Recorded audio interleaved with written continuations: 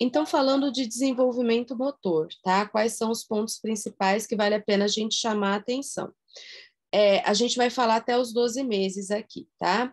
Eu mudei um pouquinho, gente, essa aula do que eu mandei o texto para vocês. Qualquer coisa, quem tiver com os slides, só anote aí que eu acabei destacando os pontos principais.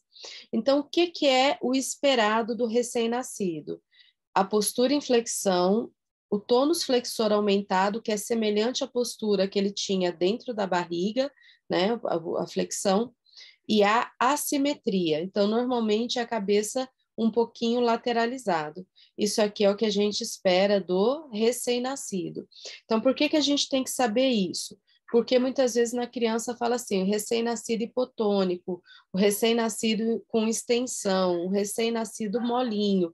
Então, isso, o recém-nascido hipotônico não é o normal. O normal que a gente tem é um tônus flexor aumentado, essa postura de flexão dos braços, flexão das pernas e também a assimetria, a cabeça um pouquinho virada.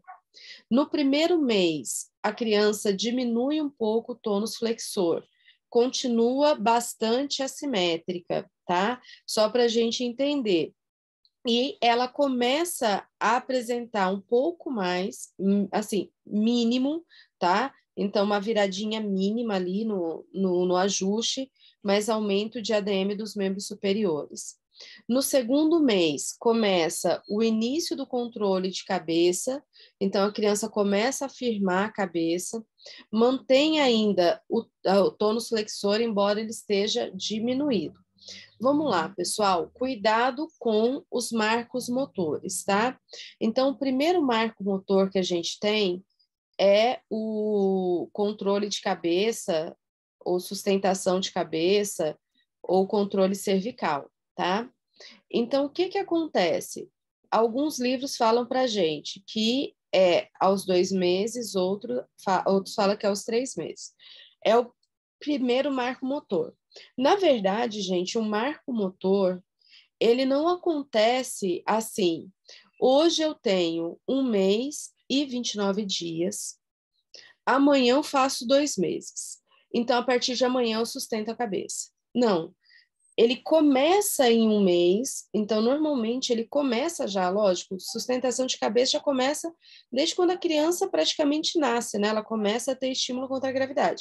Mas mais caracteristicamente, ela começa no segundo mês e ao final do segundo mês, quando ela está chegando no terceiro mês, ela já tem esse marco, ela já consegue ter a cabeça mais firme, o que a gente chama de sustentação de cabeça, controle de sustentação, sustentação cervical, controle cervical.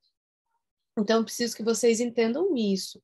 É um processo. E todos esses marcos aqui, que em algum momento eu vou falar para vocês, né, que são os pontos principais, embora algumas literaturas coloquem, né, 2 meses, 3 meses, coloquem datas, não é que hoje, né, eu tenho 1 mês e 29 dias, amanhã eu tenho 2, de hoje para amanhã eu passo a segurar. É uma habilidade desenvolvida ao longo de um tempo, tá?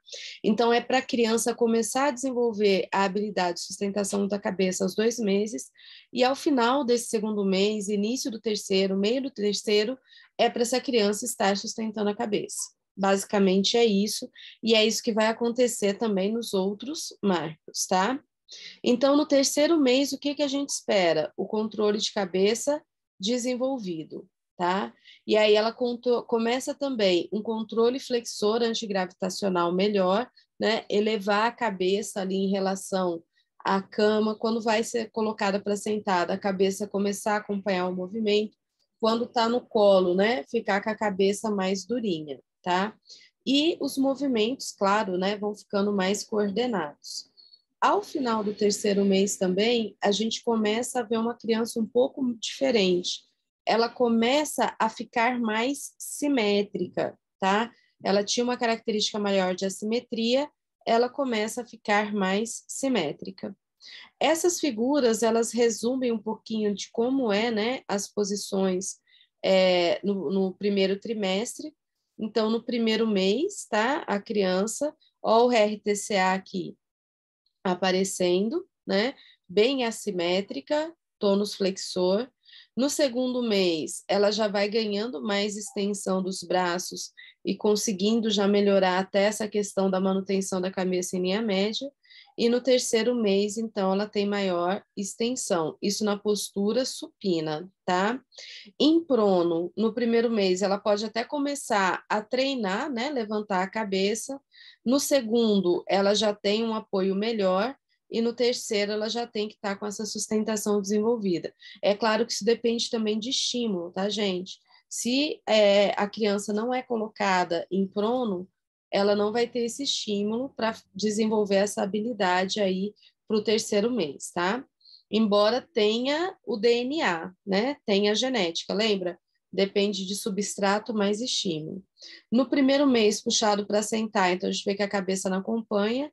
No segundo mês, ainda não acompanha no puxado. Quando chega lá em cima, ela pode tentar controlar. E no terceiro mês, então, ó, já tem o controle desenvolvido, a cabeça acompanha o movimento do tronco.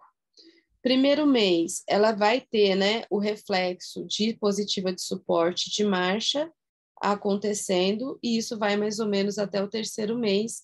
Algumas literaturas falam segundo, terceiro, mas a gente entende que tem essa variação. Bem, de qualquer forma, gente, o primeiro trimestre ele é marcado por atividades reflexas, né, pelos reflexos muito aumentados e esses reflexos começando a ser integrados e passando, né, depois a ser caracterizado como respostas fisiológicas, como controle motor. O segundo trimestre, ele é um diferencial, tá? Então, o segundo trimestre, ele é extremamente importante, até para diagnóstico de problemas, né, de atraso no desenvolvimento. Então, é um momento de grande progresso, tá? A criança começa o trimestre com a capacidade de manter a cabeça alinhada em relação ao corpo, então, ela começa o segundo trimestre com controle de cabeça, e ela avança até a habilidade de sentar sozinha, mesmo que seja por poucos períodos de tempo, tá? E se empurrar com as mãos e com o joelho. Então, nesse segundo trimestre, normalmente a criança avança da sustentação de cabeça para a posição sentada. Embora, é o que eu disse para vocês, gente, que reforça aqui, normalmente, no final do segundo trimestre, que é o sexto mês, né? A gente tem no segundo trimestre, quarto, quinto e sexto mês, a criança está iniciando a habilidade sentada. Ela vai trabalhar isso até desenvolver, tá? No quarto mês, então, o que é mais característico, gente?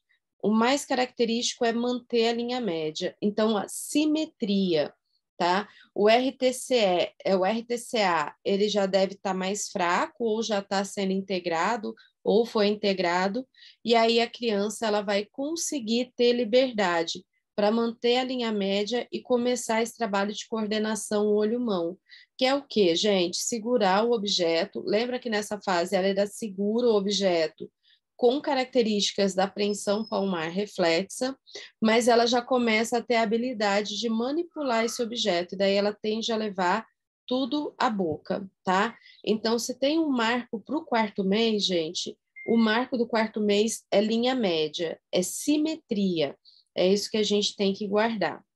No quinto mês, normalmente a criança começa um trabalho de abdominais muito forte, que é essa característica de manter a perninha aqui para cima, mas manter de forma voluntária, chutar bastante, né? Então faz bastante exercício abdominal. E também nessa fase ela costuma já levar o pé na boca, tá? Então eu esqueci de colocar aqui, e eu vou colocar. Nessa fase ela faz muito alongamento de cadeia posterior. Isso no quinto mês.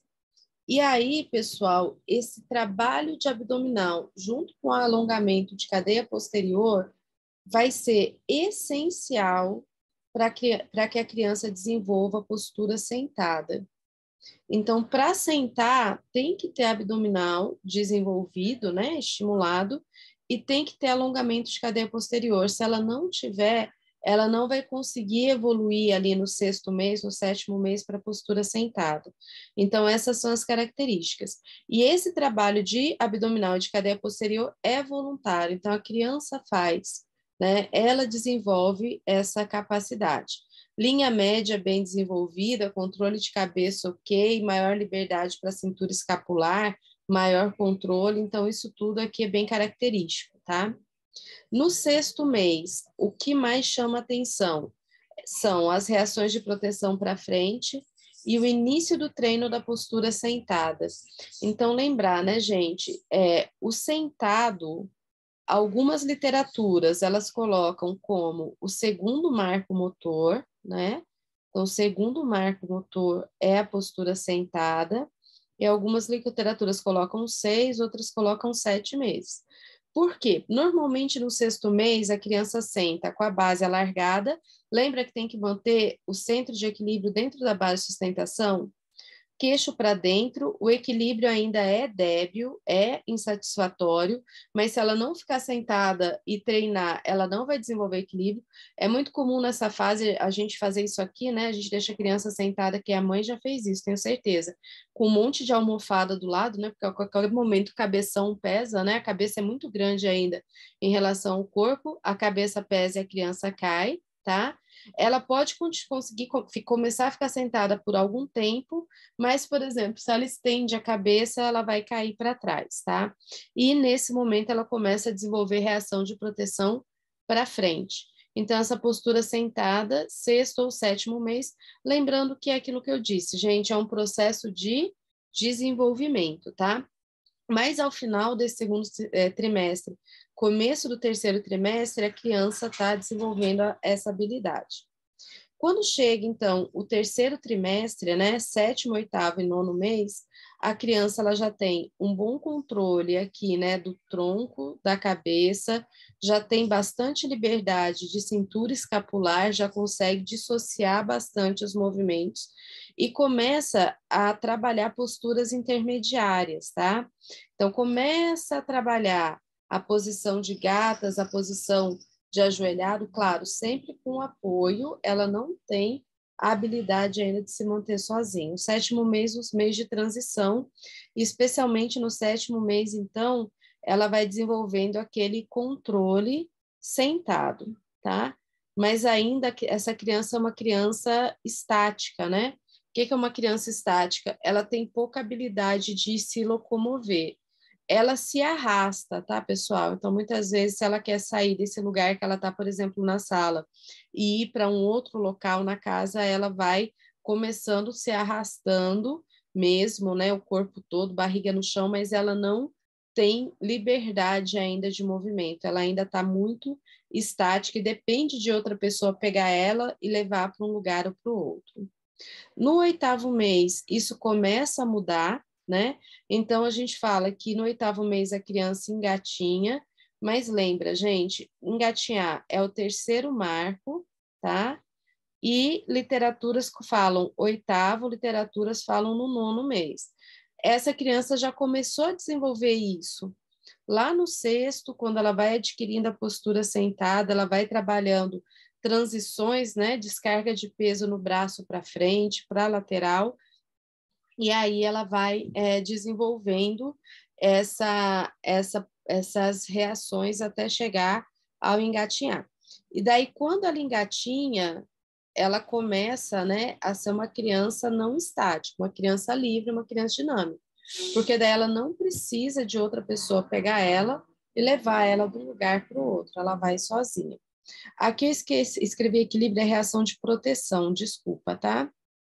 No 8º mês é aquele marco da reação de proteção para o lado, que também vai ser importante para essa transição da postura sentada para a postura de gatas, né? Essa passagem. No 9º mês, a criança já domina completamente a postura, né, de engatinhar, usa o engatinhar e vai ganhando mais habilidade e anda em volta dos móveis. Então, a maior parte dela se coloca em pé e pode começar a andar em volta dos móveis. As crianças de hoje em dia, né, eu falo que tem um chip diferente, já fazem isso. No 10º mês, a criança já vai começar aquela reação de proteção para trás, boa extensão da coluna, da cintura escapular, né? Começa a dominar também a cintura pélvica, mantém a base alargada para se levantar, e quando é segurada pela mão, ela começa a dar os passos. Mas assim, o 9º, o 10º, o 11º mês são meses onde a criança desenvolve o engatinhar e começa a treinar o ortostatismo. Então, ela vai ganhando o ortostatismo para depois ela desenvolver a habilidade de marcha, né? Então, as características principais vão ser essas. 11º mês, engatinha com mais eficiência, puxa para ficar em pé, o equilíbrio é pobre ainda, né? Anda, é pobre para andar sem suporte, então ela anda ainda com suporte ou em volta dos móveis. Até que no 12º mês, essa criança, normalmente, ela domina as posturas intermediárias, né? Ajoelhado, semi-ajoelhado, passa para em pé, consegue levantar sem apoio, engatinhar ainda é o principal meio de locomoção, brinque em pé de maneira independente, então vai trabalhando o ortostatismo, e a maioria dos bebês anda independentemente por volta desse mês. A gente considera, né, que entre o 12º e o 14º mês é o período que a criança vai conseguir desenvolver essa habilidade, tá? Então, o quarto marco, né, motor, que muitas vezes a gente destaca, é andar. E aí, aqui normalmente, do 12º até o 14º, são considerados marcos normais, tá? E no resuminho tá aqui, né, pessoal? Então, no primeiro semestre, no primeiro mês, a criança fletida, assimétrica, cabeça virada. No segundo, começa controle de cabeça. No terceiro, controle de cabeça desenvolvido. No quarto, pode começar a ficar mais na postura sentada com suporte, né? Aqui no 7º, ele já muda para o 7º, senta sozinho. No 9º, começa a segurar nos objetos, ficar em pé. No 10º, engatinhar, embora a gente saiba, né, que começa lá no 8º mês, é o marco. E depois, 11º, posturas, né, de andar com apoio, apoiado por alguém, trabalhar o ortostatismo, então o controle do ortostatismo, no 12º mês andar, tá? Então, mais ou menos isso que a gente tem como marcos principais. Rolar, normalmente a criança rola com 4 meses. Então, quando ela já tem esse controle aqui, ela já começa a se empurrar para conseguir rolar. Algumas vezes ela já consegue rolar, né? Dessa posição de supino, de prono para supino, e de supino para prono, tá? Ou às vezes ela tem mais dificuldade de sair de uma posição ou de outra, mas no 4º mês ela já consegue desenvolver essa habilidade, tá? E fica mais ou menos, então, essa parte, pessoal, do desenvolvimento, tá? Eu não considero rolar como um marco, tá? Sustentar a cabeça, como a gente disse, do 2º para o 3º mês, tá joia? Certo, pessoal? Então, vamos lá. Primeiro marco, sustentar a cabeça, 2, 3 meses, tá? Segundo, isso aqui não é cobrado dessa forma não, tá, gente? É só a gente pensar no desenvolvimento. Sentar, quer dizer, não vejo caindo tanto assim, né? Primeiro, segundo, terceiro, só para a gente guardar. Engatinhar, 8º, 9º, mais ou menos. Opa. 4º marco, andar, 12º, 14º, tá? Se quiserem guardar aí e rolar, 4º, 5º mês, mais ou menos. Deixa eu ver se perguntaram. Isso, tá bom? Então, pode colocar aí. Mas as aquisições motoras, né? Principais são sustentar a cabeça, sentar, engatinhar e andar. né? Ao longo desse período todo vai acontecendo treinos, as posturas intermediárias.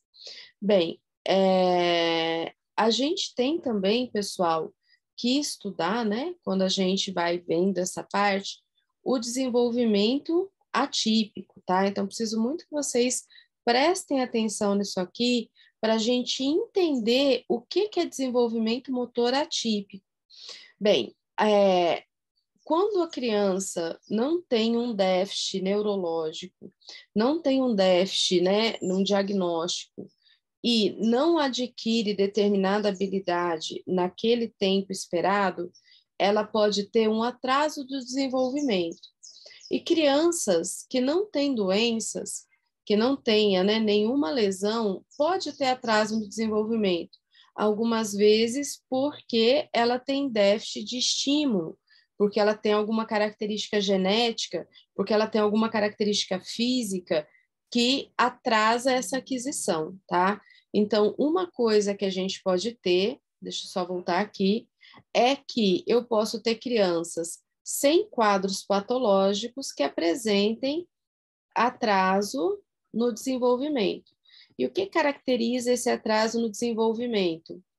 O que caracteriza é não atingir determinada habilidade nesse período aqui, que é o período esperado, tá? Ah, ela não tem lesão. Por que ela não adquiriu? Então, lembra sempre, pode ser por conta do substrato, questões de característica genética familiar, evolucionista, pode ser por falta ou, né, ou não aplicação correta de estímulo, porque para desenvolver esses marcos, a gente tem no nosso DNA um histórico genético de evolução que nos faz, né, evoluir dessa forma, mas a gente também depende de estímulo. Então, eu posso ter um atraso de desenvolvimento numa criança que eu vou chamar essa criança de uma criança normal, entre aspas, que é uma criança sem lesão neurológica, tá? Eu posso ter uma outra condição que a gente também vai estudar hoje, que chama atraso global do desenvolvimento. E o atraso global do desenvolvimento, ele já normalmente está envolvido com uma patologia, seja essa patologia de fácil diagnóstico ou não. Eu tenho um atraso global do desenvolvimento, então, onde todas as esferas do desenvolvimento da criança, tanto a parte motora, que é o que a gente está falando aqui, mas também a parte psíquica, a parte comportamental, a parte cognitiva vai estar afetada. Então, essa é uma outra situação. E eu tenho uma terceira situação, que eu vou colocar aqui só para a gente distinguir, que é o desenvolvimento neuropsicomotor atípico, tá? Então, para a gente entender a diferença entre eles, eu tenho crianças que se desenvolvem dentro dos marcos ou até de forma mais acelerada, ou até pula marco, tá? Eu tenho crianças que atrasam, mesmo sem ter uma doença, uma lesão. Eu tenho crianças que têm um atraso global e completo, e eu tenho crianças com desenvolvimento neurosensório motor atípico. O que a gente vai falar agora? Desenvolvimento atípico. E é muito importante prestar atenção nisso aqui e entender. Isso vai ajudar muito a responder uma série de questões e pode também ser importante na parte discursiva, tá? Então, vamos lá, gente. No edital também, tá? Repercussões do TCE e do AVE.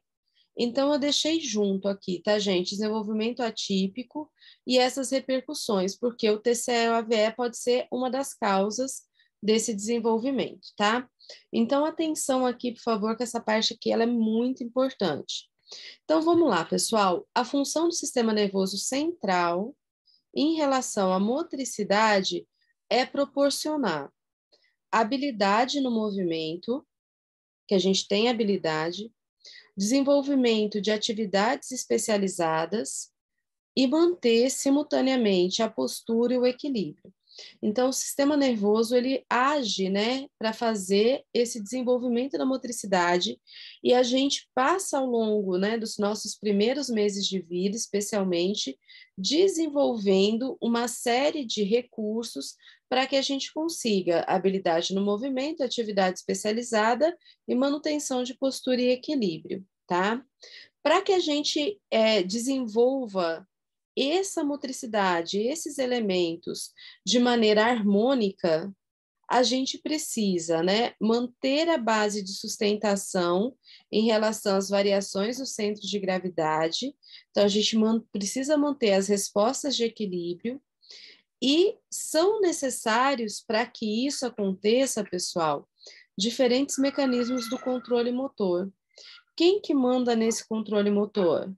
Sistema nervoso central. Quem ativa a musculatura? Sistema nervoso central. Quem recruta neurônios? Sistema nervoso central. Quem mantém as posturas? Sistema nervoso central.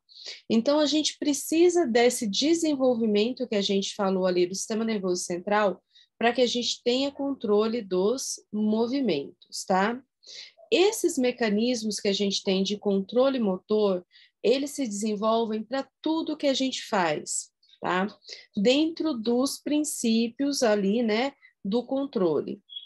Então, para a gente desenvolver qualquer habilidade, qualquer ato motor, primeiro a gente desenvolve mobilidade, que é chegar até determinada postura.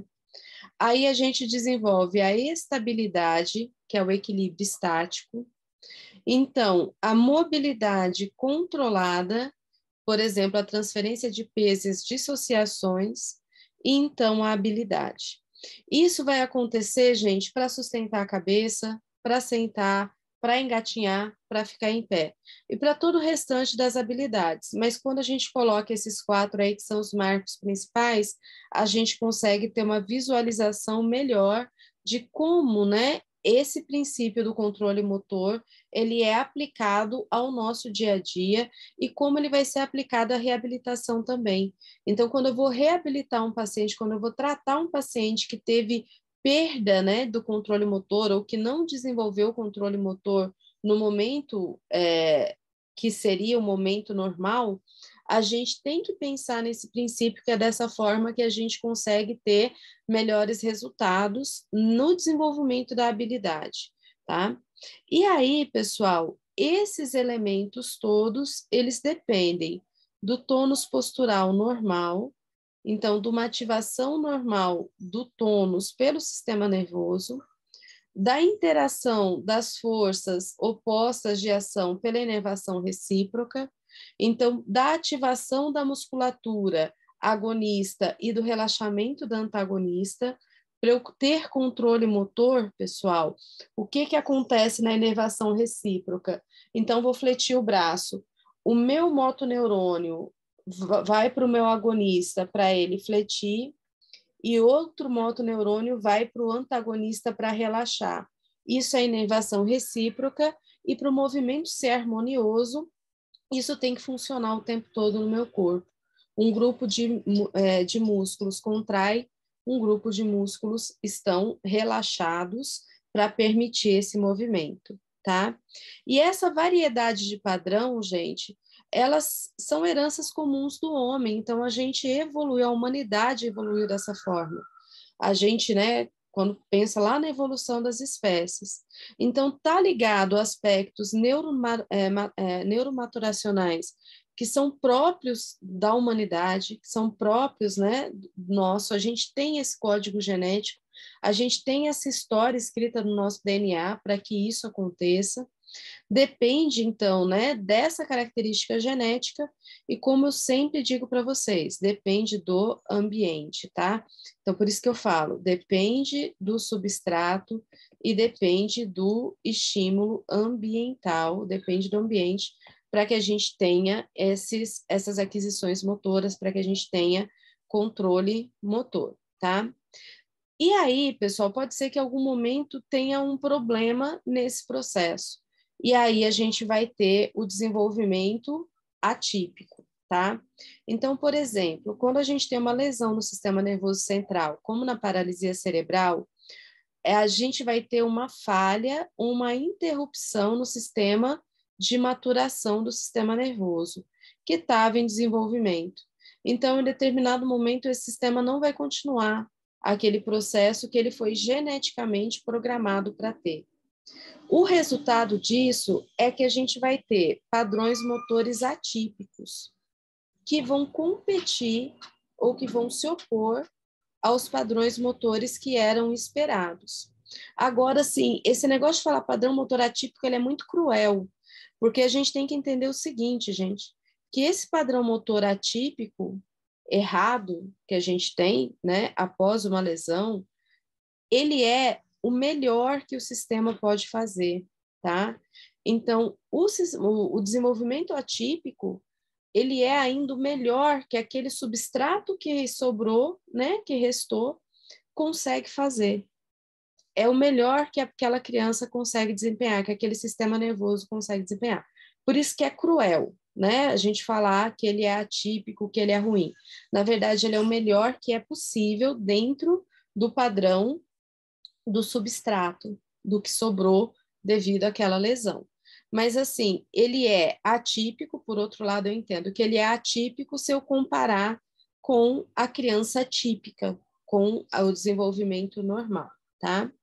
E aí, quando esses padrões atípicos prevalecem, a gente vai ter as alterações de comportamento motor, que a gente vê na criança, por exemplo, com paralisia cerebral, que tendem a ser limitantes e prejudicam o desenvolvimento global da criança. Então, quando esses padrões atípicos permanecerem, prevalecerem, e eles prevalecem porque teve uma lesão, tá? Porque teve uma lesão que bloqueou, né, que impediu aquele desenvolvimento. Então, a gente vai ver as alterações motoras que a gente observa nas crianças, por exemplo, com paralisia cerebral, tá? O que acontece, então, se a gente comparar, né, o típico com o atípico? E isso aqui é extremamente importante. Então, no típico, pessoal, os reflexos primitivos são suprimidos ou integrados. No atípico, o que a gente vai ter? Permanência dos reflexos primitivos. No típico, as reações de balance são integradas, as reações de equilíbrio, as reações de proteção, as reações de postura, né, de manter-se contra a gravidade, são integradas e passam a ser atos motores. No atípico, essas reações são insuficientes, elas não se desenvolvem. No típico, eu tenho tônus normal. No atípico, eu tenho alteração de tônus. Então, hipotonia, hipertonia ou tônus flutuante. No típico, eu tenho ausência de reflexos tônicos. No atípico, esses reflexos tônicos estão presentes. No típico, eu tenho movimentos em padrões sinérgicos. Então, a sinergia de recrutamento motor, de recrutamento muscular, isso gera, né, a coordenação. No atípico, eu tenho movimento estereotipado, que é aquele ainda, né, que está ligado ao reflexo primitivo, movimentos pobres por conta da permanência do reflexo e da alteração do tônus e sem seletividade. Então, não consigo ter movimento seletivo. O movimento seletivo é a habilidade em cadeia cinética aberta. É eu conseguir movimentar só o ombro, ou só o cotovelo, ou só a mão. Isso não é possível, né? Não é visto no desenvolvimento motor atípico. No típico, a criança desenvolve habilidades motoras, então lembra que a habilidade vai ser aquele mais alto nível de controle motor, né? No atípico, a criança dificilmente vai desenvolver habilidade. No típico, a gente vai ter uma variedade de movimentos, sem encurtamentos e deformidades. No atípico, a gente vai ter padrões compensatórios, fixações, movimentos estereotipados e alterações musculoesqueléticas, né? Então, é muito comum o desenvolvimento de contraturas e deformidades, porque se o padrão que a gente chama de normal não acontece, as ativações musculares vão ser anormais e, consequentemente, a gente vai ter fixações nas articulações. No típico, a criança controla os 3 planos de movimento, então, plano sagital, frontal e transversal, movimentos de flexão, extensão, abdução, adução, rotação interna e externa. E no atípico, a maior parte das crianças não tem aquisição em nenhum plano. Quando consegue, consegue mais no plano sagital, que é o mais básico, né? Flexão e extensão. Mas vai ter muita dificuldade no plano frontal, abdução, adução, e nas rotações praticamente não tem. Então, pessoal, quando eu falar em movimento, em desenvolvimento motor atípico, são essas características aqui que predominam. E é isso que a gente observa, então, a gente falou na criança com paralisia cerebral ou até na criança que tem uma lesão vascular ou uma lesão traumática nesse período de desenvolvimento, tá? Por isso que fala-se nessas consequências do TCE e da VE. Então, vamos lá. Na criança típica, tá? Na criança típica, que a gente chama ela, entre aspas, de normal, no primeiro trimestre, a gente verifica que a gente tem intensa atividade reflexa, postura assimétrica, desenvolve a flexão em supino, melhora a extensão em prono, possui algum controle cefálico e tem as reações labirínticas de retificação, aquela reação que eu disse para vocês, né, do tronco em relação ao controle do restante do corpo. Na criança típica, a gente tem harmonia no movimento. Normalmente, os planos coronal e transversos ainda não estão presentes no primeiro trimestre, mas a gente tem movimento no plano sagital, né? No coronal, que é o frontal, e no transverso, a abdução, adução, rotação vem depois. Já no desenvolvimento atípico, principalmente nos quadros mais leves, o primeiro trimestre ele vai se assemelhar à criança típica. Então, gente, muitas vezes no primeiro trimestre, como que predomina são atividades reflexas e as habilidades ganhas são poucas, a gente não consegue perceber muita diferença. Não consegue, muitas vezes, fazer avaliação e identificar grandes alterações nesse momento, no primeiro trimestre. O problema vem no segundo trimestre. Normalmente aí as alterações, né, as diferenças de desenvolvimento, elas são gritantes.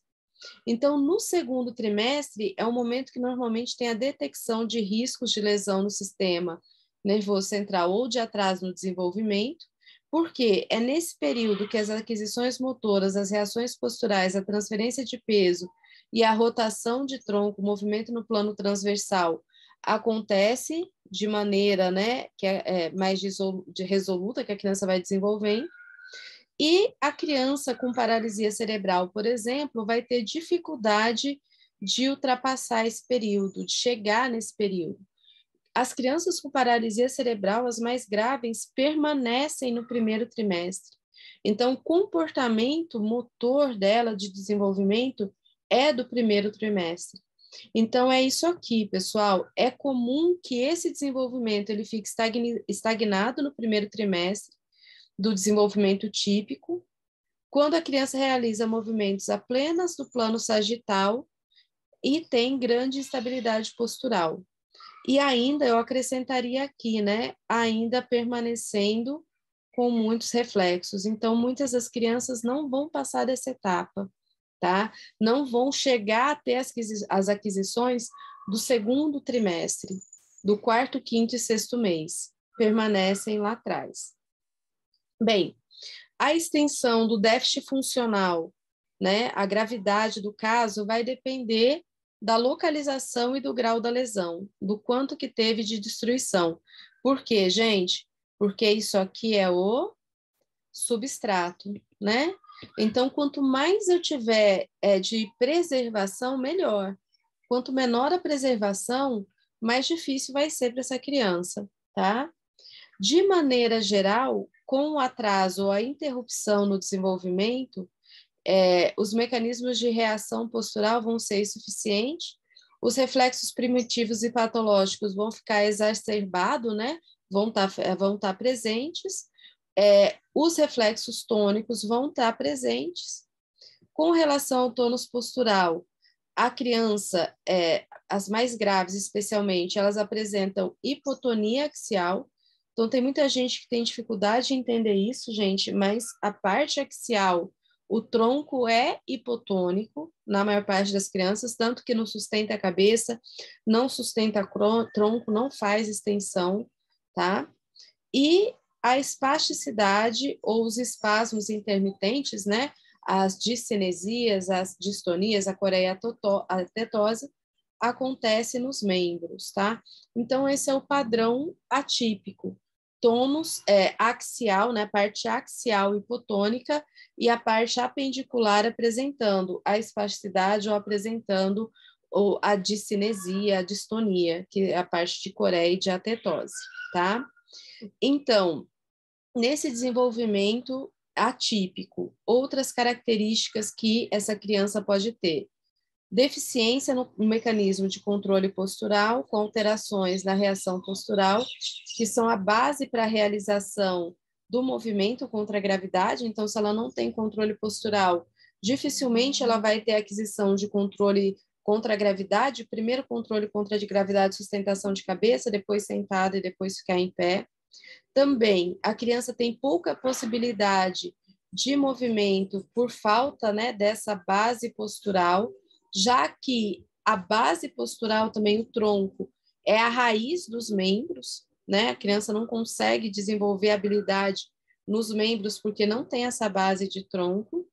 Também vai ter déficit na reação de equilíbrio, proteção e retificação, que são fundamentais para o movimento. A reação de retificação alinha o olhar, a cabeça e o tronco durante o movimento. Então, essa manutenção do olhar horizontalizado, a cabeça centralizada, o tronco ereto, é a reação de retificação. E a reação de equilíbrio, ela permite o ajuste adaptativo corporal quando a gente desloca o nosso eixo em relação à gravidade. Então, as reações de equilíbrio, elas vão, né, fazer com que o centro de gravidade se mantenha dentro da base de sustentação e a gente não caia. Quando o centro de gravidade se projeta para fora da base, a gente cai. Então, essa criança dificilmente desenvolve isso, tá? Esse é o desenvolvimento atípico.